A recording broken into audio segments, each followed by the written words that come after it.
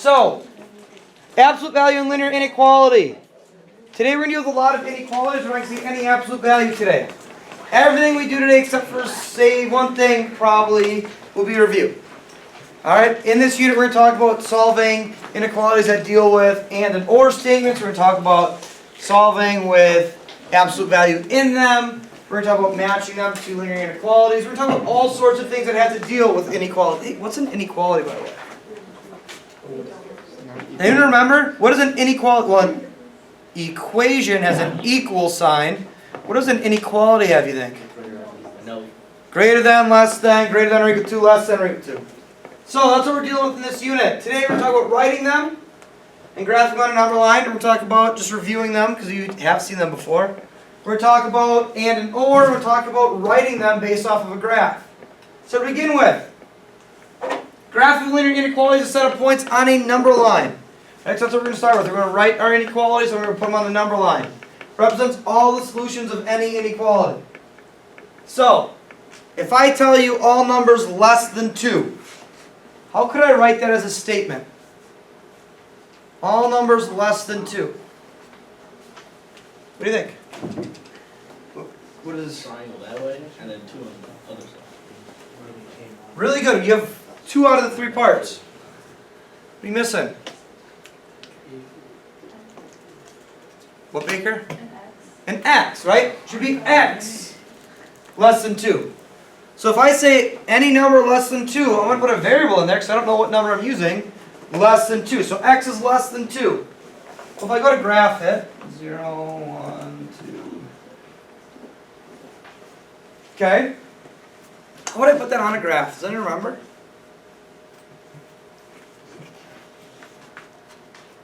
Baker? Would it be like an open circle at the 2 and like facing the 0? Good. So yeah, it's an open circle at 2. Why is it an open circle? It's not equal to, right? We're not including 2 in our statement here.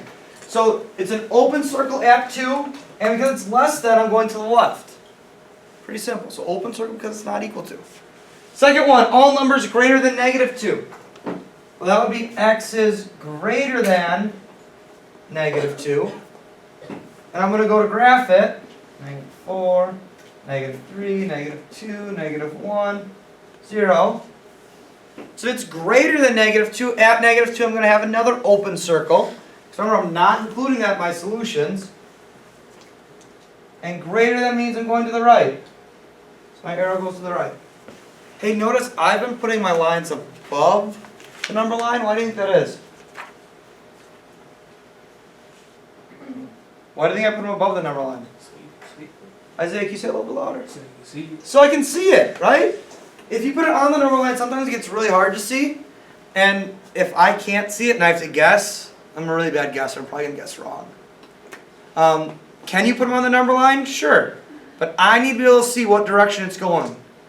Alright? That's why I always put them above, just so it's easier to see. All numbers less than or equal to 0. So x is less than or equal to, 1, not 0, sorry, 1. Numbers less than or equal to 1. Now that line underneath, remember that means or equal to. So x less than or equal to 1. Same thing, I'm going to go and write it out. 0, 1, 2, 3, 4. At 1 now I'm going to have what? A closed circle or filled in circle. And less than means I'm going to the left. It's or equal to, if we include that number, it's a filled in circle. All numbers greater than or equal to 0. So x greater than or equal to 0. Same thing, put some numbers down. We'll talk more about your graphs in a second. Or about your number lines, what they need to actually have on them. Right now we're just going to write them out. Greater than or equal to 0. Filled in circle at 0. And which way am I going to go? Right. Right, because I'm going greater than. Good. Pretty easy so far. Do you have any questions yet? Can I keep going? Alright, let's keep chugging. So, when do we flip the inequality sign? If we multiply or divide by a negative. Right, so this example's not on any paper, just kind of follow along. I'm just showing you Right? Anytime I multiply or divide by a negative when I'm solving, my inequality sign flips. So like if I was going to solve this, negative 3x is less than negative 12. If I asked you to solve that, treat it like any equation. Treat it like it's negative 3x equals negative 12. How would you solve that? You would divide by negative 3, right? Just like normal. We're going to treat it just like an equation. But what happens when I divide by a negative is it becomes x is greater than 4 instead of x is less than. Since I divide and multiply by a negative, my sign's going to flip. Now, it says to graph it. I'm not going to graph it because it's not on your paper. So I'm just going to keep going to our steps to graph the linear inequality. So, our steps, first one, like we just did, do any needed algebra you need to get x all by itself. Get your variable all by itself. Normally on the left side, it doesn't have to be the left side. It's not going to get marked wrong if it's on the right, but we prefer it on the left. So, that means we've got to switch sign if we multiply or divide by a negative, don't forget. Step 2 then, determine if it's open or filled in, which we've done already as well, right? If it's less than or greater than, it's open. If it's or equal to, it's filled in. And lastly, determine if you shade left or right. If it's less than, I'm going to shade left. If it's greater than, I'm going to shade right. Pretty easy steps, right? Kind of flew through those, so I'll give you a second to write them down, and then I'm going to keep going. We're going to actually start solving, doing some of these problems.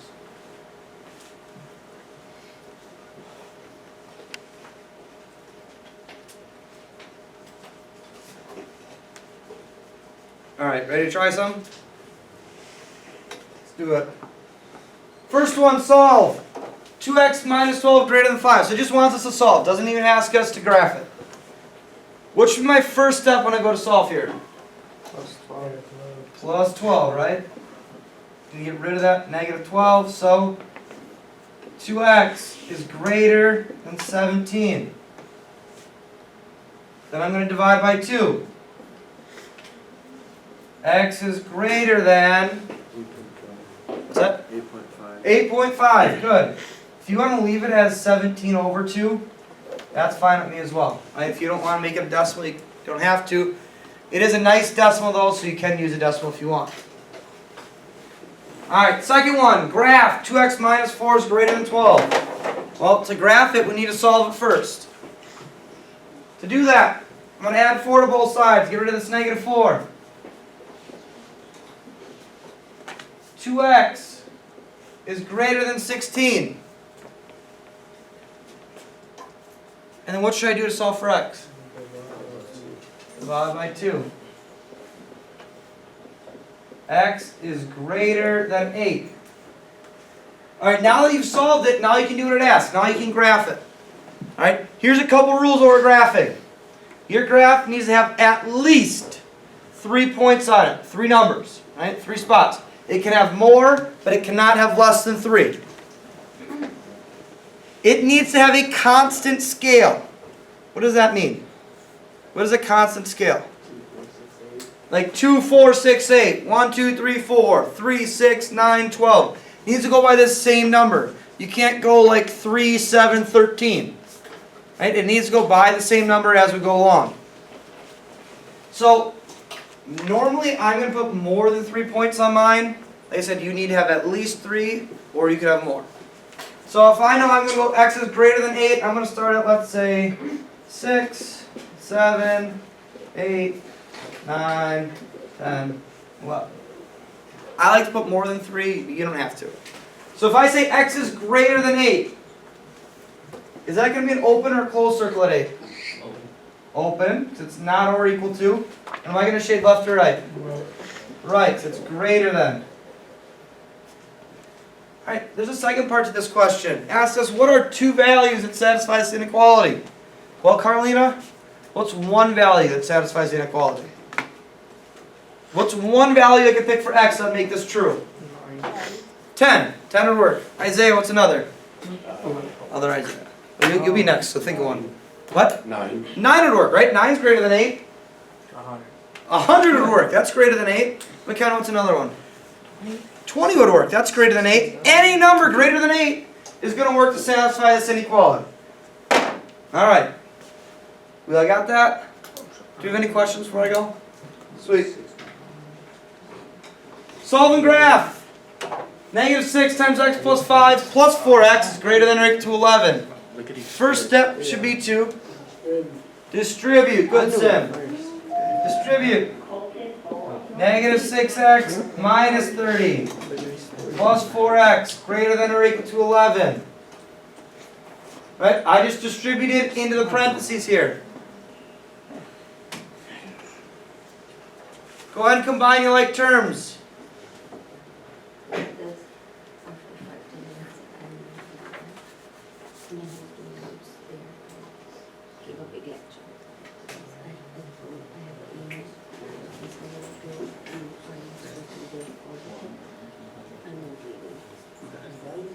Alright, so a whole lot of this. Yeah, I told, like, if you don't do it, because he asked about it.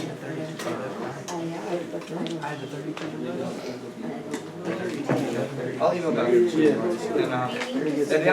I'll email and say we need to have a meeting because we can't keep going. He like arriving today.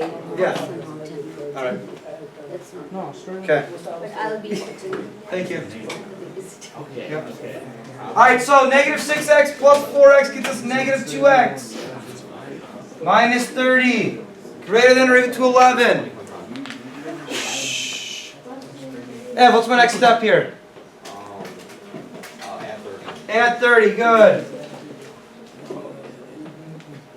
Negative 2x greater than or equal to 41.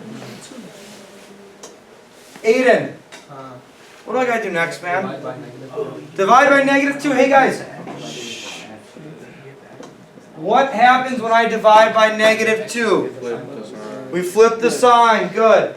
So it becomes x is less than or equal to negative 20.5. Because we divided by negative, we had to flip our sign. Wait, using the sound of the, oh wait, what? The sound of the other way? Because we divided by a negative, we have to flip our sign. Okay? Then we got to graph it. I'm going to go negative 24, negative 22, negative 20, 18, 16, negative 14. Alright, like I said, guys, you need to have a constant scale. I went by 2s this time. You can go by 5s, 10s, 300s. I don't care what you do as long as it's a constant scale. I probably wouldn't go by 300s. It wouldn't make an easy graph, but to each their own. Alright, negative 20.5. At negative 20.5, is it going to be a filled in or closed circle? Filled in or open circle, excuse me. Filled in or open? Filled in, because it's or equal to. So filled in circle at 20.5. And am I shading left or right? Left. It's less than. You guys, do you have to be exactly at 20.5, negative 20.5, you think? No, right? Do your best. Obviously, if you put negative 20.5 way over here, that's wrong. But if you are close, you'll be okay. Any questions? Cool. Let's go to the next part then. Flip it over. You have one page left. Inequalities with and versus or. So we're going to see two different types of inequalities that have different pieces. And problems and or problems. In an and problem, when you get your answers, they need to satisfy both conditions. What that means, what I equate it to is like if I say I'm going to go to the grocery store and the post office, that means I'm going to both of those places, right? So anytime I say and, it means both of these inequalities or both conditions need to be met at all times. If I say or, only one needs to be satisfied, right? If I'm playing basketball and I say I could shoot a 2-pointer or a 3-pointer, I'm only shooting one shot, but it could be either of those two things. Okay, so it only needs to satisfy one of those two. And we'll see that when we look at our answers here. So, our first one, 3x plus 2 is less than 14, and 2x minus 5 is greater than negative 11. That's the first type of and problem we'll see, is where we have two different pieces, and the word and in between them. So it's already solved for us up here. What you are going to do is you're going to solve each of those two pieces separately. So you're going to look at that left side, and you're going to say, I'm going to subtract 2 from both sides, and then I'm going to divide by 3. I'm going to get x is less than 4. Right? So you're going to solve that one piece. Then you go to the second piece. You're going to say, well, 2x minus 5 is greater than negative 11. I'm going to add 5 to both sides. I'm going to divide by 2. I'm going to get x is greater than negative 3. So you do what we just did, except you're going to do it to both pieces. And what's going to happen when you draw your graph, if I say x is less than 4, I'm going to put an open circle at 4, I'm going to start shading left. And I say x is greater than negative 3, put an open circle, I'm going to start shading right. I'm going to end up with 2 endpoints with the shaded part in between them. Because those are the only 2 places where everything is met. Both of my conditions are met. X is less than 4 and it's greater than negative 3. Alright, so it needs to satisfy both of those 2 conditions. Hey Sim, could you think of a number that satisfies both conditions like that? Where it's less than 4 but it's greater than negative 3? 0. 0 works right in the middle here, right? Would 3 work? Yeah. Would negative 3 work? No. No. Careful, right? It's just less than. It's not or equal to. So be very careful. So, and statements need to satisfy both conditions. Your graphs will look like this. It'll be 2 dots with the filled in between. Or statements, however, you do the same thing. You're going to solve them both. Now, they multiply by negative 1 right away. You don't have to do that. I would rather subtract 2 and divide by 3. That's up to you. They come down, they get x is less than negative 9. They get x is greater than negative 5.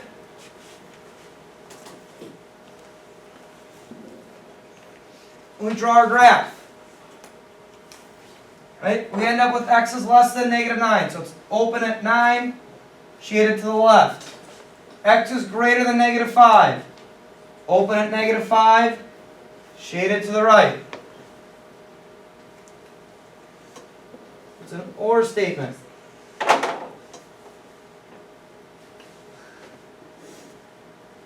Now that's what our OR graphs are going to look like. They're going to look like 2 endpoints, and we're going to have arrows going in opposite directions. That's going to be 99.99999% of the time. The only other thing you'll see is there's just a straight line across because they start in different parts and they go in opposite directions, but then they overlap too. We won't see that a lot, but you might see it. So an AND graph should look like this with 2 endpoints shaded in between, or should have 2 endpoints going in opposite directions. Any questions so far? Should we try another? Yes? Okay. The other type of AND statement you will see is what we call a compound inequality. A compound inequality takes 2 inequalities and puts them into one, so you have 2 inequality symbols in it. 2 different ways you go about solving it. You could break it down into this separate statement, where it says negative 15 less than or equal to negative 3x minus 21, and negative 3x minus 21 is less than or equal to 25. You could break it down like that and solve it like we just showed you. Or you could take that compound inequality, negative 15 less than or equal to negative 3x minus 21, less than or equal to 25, and you could solve this for x. And if I'm looking to solve that middle part for x, Jackson, what should be my first step in here to get x by itself? Plus 21. Plus 21, good. Now what's going to happen is I'm going to add 21 to all 3 of these pieces. What you do to one of the pieces, you got to do to all 3. So if I add 21, I'm doing it to all 3 pieces. I get 6 less than or equal to negative 3x less than or equal to 46. Then what would I do to solve for x? Divide by negative 3. And what happens when I divide by a negative? Flip the sign. You flip the sign. So I get negative 2 greater than or equal to x greater than or equal to negative 15 and 1/3.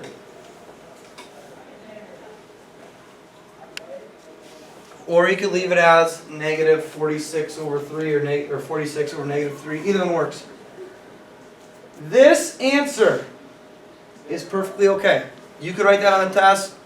I'd be okay with it. I would take it. However, in my mind, just because it's just how my mind works, I like to have the smallest number on the left So I'm going to rewrite it. I'm going to put negative 15 1/3 over here. Do you have to do that? No. That's how my brain works. That's how I'm going to write it. Negative 15 1/3 less than x less than negative 2. Less than or equal to, excuse me.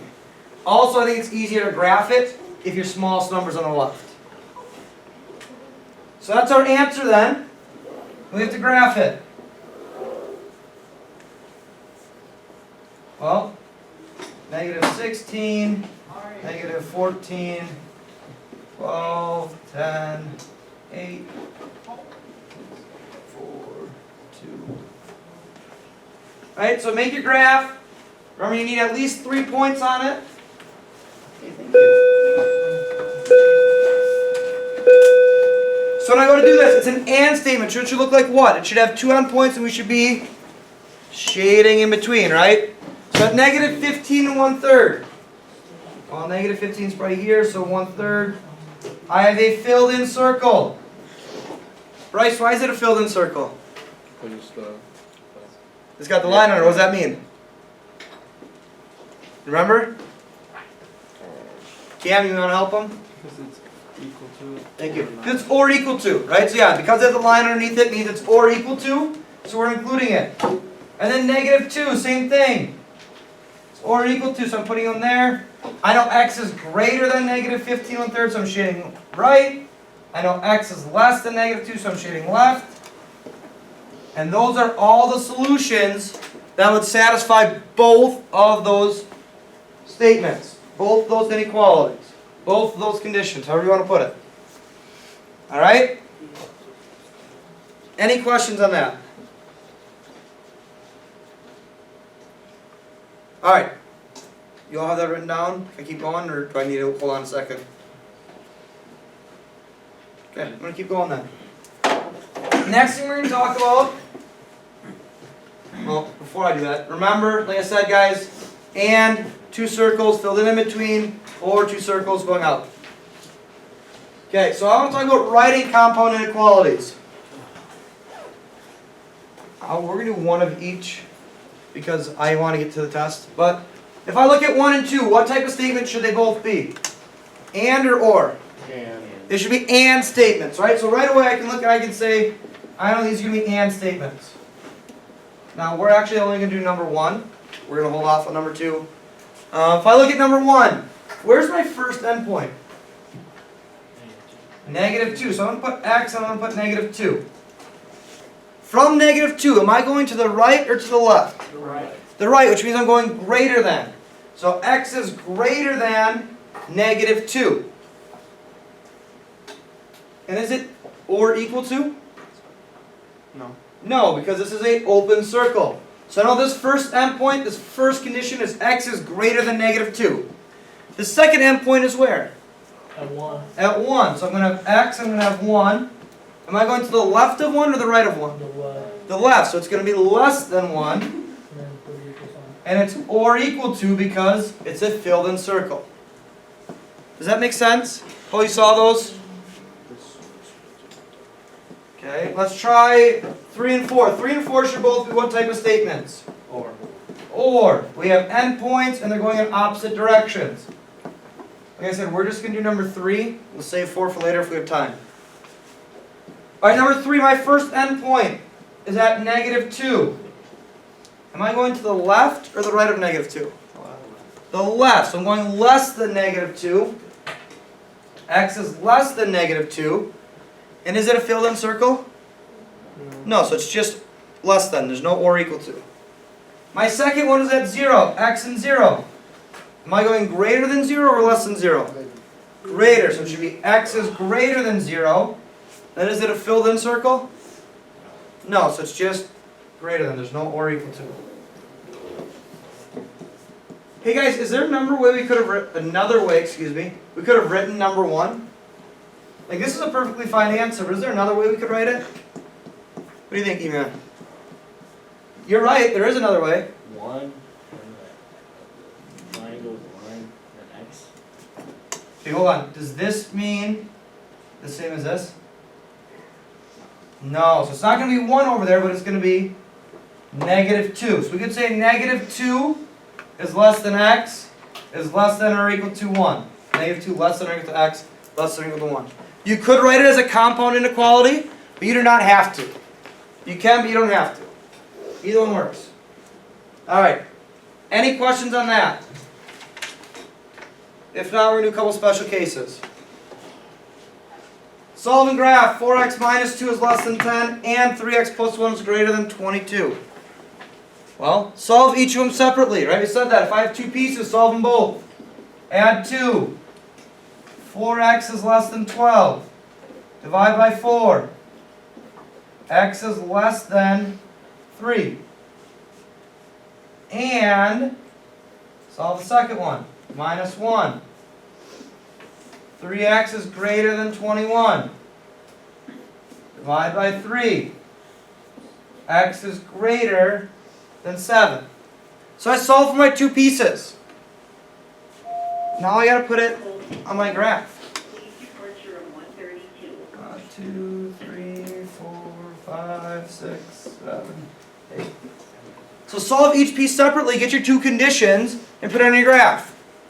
X is less than 3. So at 3 I'm going to have an open circle because it's not or equal to, and I'm going to shade to the left, right? Less than would be left. Okay? Greater than 7. So at 7 I have an open circle. I'm going to shade to the right. Oh. That's a weird looking AND graph. Is that how our AND graph should look? No. No. Why does it not look like the other ones? Well, think of it this way. Can you think of any number that is less than 3 and greater than 7? Does that make sense? No. No, right? There's no number that's going to be less than 3 but also greater than 7. So what do you think our answer should be for this one? Undefined. If there's no Undefined. answers that work, it should be no No solution. solution. Yeah. So if you get an AND statement where it looks like an OR graph, that's because it's a no solution, right? There's not any number that you can pick for x that's going to be less than 3 and greater than 7. There isn't one. Promise. Alright, any questions on that one? Okay, I want you to do, there's 2 U tries. You are going to do the one on the right. That's it. That's our last problem for the day. The one on the right were U tries. I'll leave this one up for a second in case people are still copying it down. But I want you to do the one on the right, please.